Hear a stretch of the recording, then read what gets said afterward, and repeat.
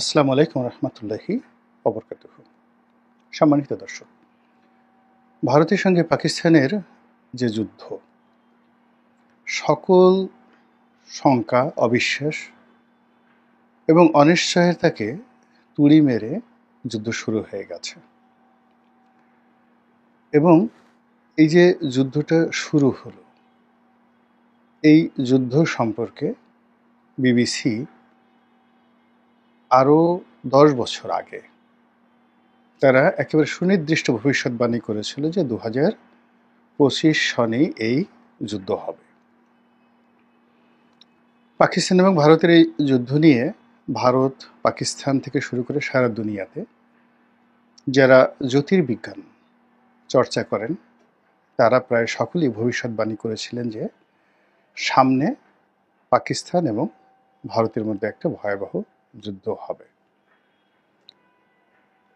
আমরা মোহাম্মদ রসুল্লাহ সাল্লাহ আলাইসাল্লামের যে একটি বিখ্যাত হাদিস গাজওয়াতুল হিন্দ এর সম্পর্কে জানি, এবং সেটা কোন জায়গা দিয়ে শুরু হবে সেটা বলা যাচ্ছে না, কিন্তু মুসলমানদের মধ্যে একটি নিদারুণ উৎসাহ, উদ্দীপনা, একটি জাগরণ এবং একটি নবজাগরণ, রেনেসার সূচনা হয়ে যায় যখন তারা এই হাদিসটির কথা স্মরণ করে। কারণও আছে। সেই যে মোহাম্মদ ঘুরি ভারত আক্রমণ করেছিলেন যে সময়টিতে, তখন থেকে একেবারে 1857 সন পর্যন্ত সুদীর্ঘ 800 বছরেরও অধিক সময় পুরো ভারতবর্ষ এবং এই ভারতবর্ষের সঙ্গে আবার আফগানিস্তান, তারপর মধ্য এশিয়ার বিস্তীর্ণ অঞ্চল মুসলমানরা শাসন করেছেন, মুঘলরা শাসন করেছেন। তো এই কারণে কি হলো যে মুসলমানদের মধ্যে এই জমিনে একটা রাজত্ব করার যে ইতিহাস সেটা তাদের মধ্যে রয়ে গেছে। কাজেই ব্রিটিশ জমানাতে তারা যেভাবে বঞ্চিত হয়েছে এবং এখনো পর্যন্ত যেভাবে নির্যাতিত হয়েছে, তারা সবসময় স্বপ্ন দেখে যে তাদের মধ্যে একজন সালাউদ্দিন আইয়ুবী আসবেন, ইমাম মাহাদি আসবেন, হজরত ঈসা আলাইহিস সালাম আসবেন, অথবা অন্য যে কোনো পরিবেশ বা পরিস্থিতিতে আবার ভারতবর্ষে ইসলামী হুকুমত কায়েম হবে। এখন ভারতের যে জনগোষ্ঠী, সেই জনগোষ্ঠীতে অলমোস্ট 35 কোটির মতো সেখানে মুসলমান রয়েছে। পাকিস্তানে প্রায় 22 কোটি, বাংলাদেশে যদি আপনি ধরেন 18 কোটির মধ্যে ধরুন 17 কোটি মুসলমান, এর সঙ্গে নেপাল, তারপর মালদ্বীপ, শ্রীলঙ্কা, সেখানেও বিপুল সংখ্যক মুসলিম বসবাস করে। তো কাজেই যখন ভারতের সঙ্গে, অর্থাৎ এখন যে উগ্র হিন্দুত্ববাদী ভারত রয়েছে, তাদের সঙ্গে পাকিস্তানের যে যুদ্ধ, এই যুদ্ধের মধ্যে সমস্ত কিছুর ঊর্ধ্বে গিয়ে মুসলিম জাতীয়তাবাদ প্রবল আকার ধারণ করবে, এবং এই একদিনের মধ্যে সেই জিনিসগুলো আমরা দেখতে পাচ্ছি বাংলাদেশে। বাংলাদেশের মানুষ সাধারণত পাকিস্তান বিরোধী সেই মহান মুক্তিযুদ্ধের কারণে প্রচণ্ড ঘৃণা, কিন্তু এই যুদ্ধে সবাই, হাতে গোনা নয়, ঠিক যারা আওয়ামী লীগ করেন তাদের কথা আলাদা, বেশিরভাগ মানুষ তারা চাচ্ছে যে এই যুদ্ধে পাকিস্তান বিজয়ী হোক। কিন্তু আমরা যদি ইতিহাস পর্যালোচনা করি তাহলে আমরা যে আশঙ্কাটা দেখতে পারি সেটি হলো যে পাকিস্তান এবং ভারতের মধ্যে যে যুদ্ধ, এটি যদি প্রলম্বিত হয়, এটি যদি অমীমাংসিত থাকে, তাহলে তার রেশ এই বাংলায় এসে কিভাবে পড়বে।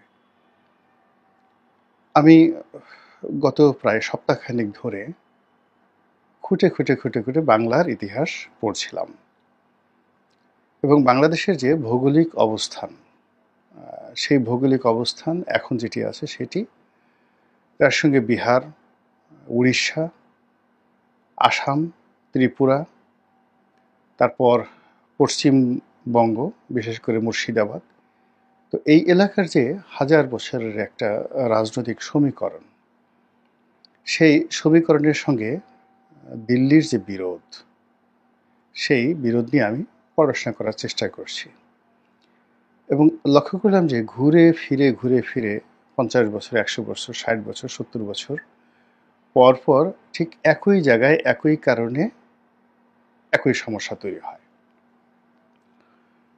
যেমন সুলতানি জমানাতে মোহাম্মদ বিন তুগলকের সময় এই বাংলাকে, মানে আমাদের এই বর্তমানে বাংলাকে 3টা ভাগে বিভক্ত করে ফেলে।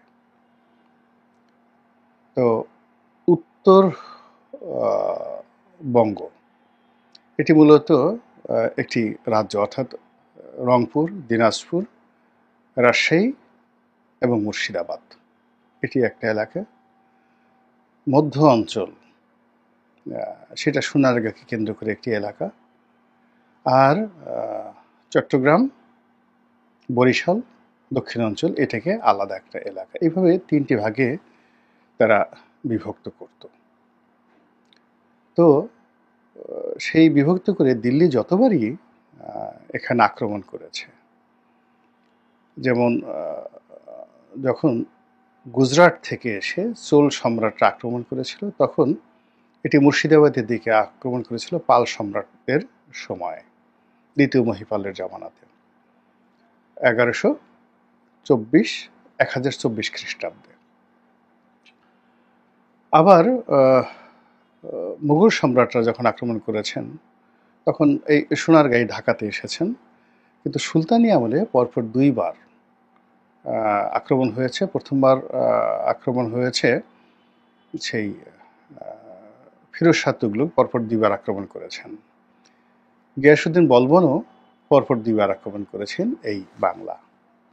তো ফিরোজ শাহ তুগলক যে আক্রমণটা করেছেন, এটা এই দিনাজপুরের এই এলাকাতে, যেখানে আমরা এখন শিলিগুড়ি করিডোর বলছি, চিকেন নেক বলছি।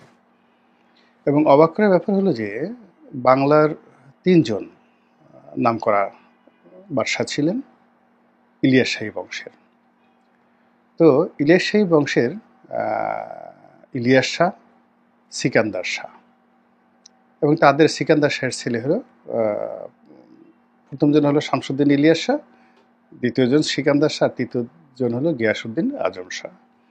তো গিয়াসউদ্দিন আজম শাহের সময় তাদের একটা যুদ্ধ হয়েছিল, সেটা আর একটা প্রেক্ষাপট। কিন্তু মোহাম্মদ বিন তুগলকের পরে যিনি আসেন, গিয়াসউদ্দিন ফিরোজ শাহ তুগলক, তিনি যে 2বার আক্রমণ করেন বাংলাদেশ, তখন 2বারই আমাদের এই দিনাজপুর অঞ্চলে একটা বিশাল দুর্গ ছিল, অনেকটা শহরের মতো। তো ব্রহ্মপুত্র এবং করতোয়া এই 2টি নদীর মোহনায়, মানে ওই দুর্গে যেতে হলে 2টো মোহনা ছিল, আর পিছনে ছিল বিস্তীর্ণ জঙ্গল। আজকের দিনে যারা আছে তারা সবাই পিছনে শিলিগুড়ি বা এরকম এলাকার কথা চিন্তা করেন, আর এইদিকে করতোয়া, ব্রহ্মপুত্র, যেখানে আমরা তিস্তা ব্যারেজ, এরকম একটা এলাকাতে বিশাল এক দুর্গ ছিল, নাম ছিল একডালা দুর্গ। তো সেই একডালা দুর্গে তারা প্রথমে পিতা মানে শামসুদ্দিন ইলিয়াস শাহ, পরে যিনি আছেন তিনি এখানে আশ্রয় গ্রহণ করে মানে সুলতানি আমলের সেই আক্রমণ থেকে নিজেদেরকে রক্ষা করেছিলেন। তো সবসময় উত্তরবঙ্গটিকে বাংলার যারা শাসক, সেটা ইলিয়াস শাহী বংশ বলেন, হোসেন শাহী বংশ বলেন, পালেরা বলেন, পাল সম্রাটরা, সেন বংশ বলেন তারা, তারপরে শশাঙ্ক, তারা যেই সময়টাতে